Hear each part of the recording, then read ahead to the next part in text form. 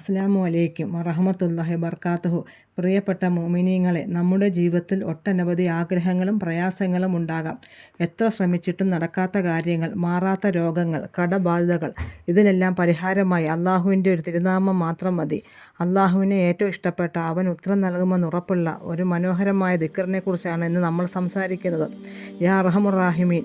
നമ്മുടെ ഏതാഗ്രഹവും സാധിച്ചു കിട്ടാൻ നാം വിളിക്കേണ്ടത് യാ അർഹമുർ റാഹിമീൻ എന്നാണ്.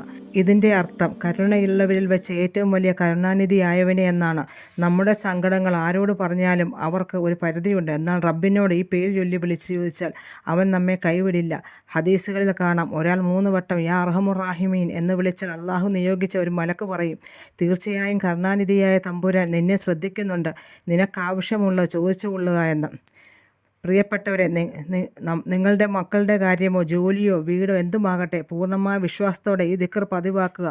പ്രത്യേകിച്ച് പ്രാർത്ഥനകൾക്ക് ഉത്തരം ലഭിക്കുന്ന സമയങ്ങളിൽ, അത്താഴ സമയം, നിസ്കാരശേഷമുള്ള സമയം ഇത് ആവർത്തിച്ച് ചൊല്ലുക. യാ അർഹമുർ റാഹിമീൻ, യാ അർഹമുർ റാഹിമീൻ, യാ അർഹമുർ റാഹിമീൻ.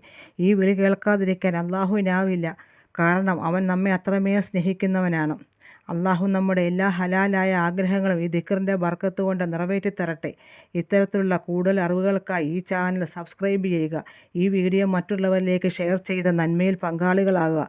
ഇൻഷാ അല്ലാഹ് മറ്റൊരു വീഡിയോയുമായി വീണ്ടും കാണാം. അസ്സലാമു അലൈക്കും വറഹ്മത്തുള്ളാഹി വബർക്കാത്തുഹു.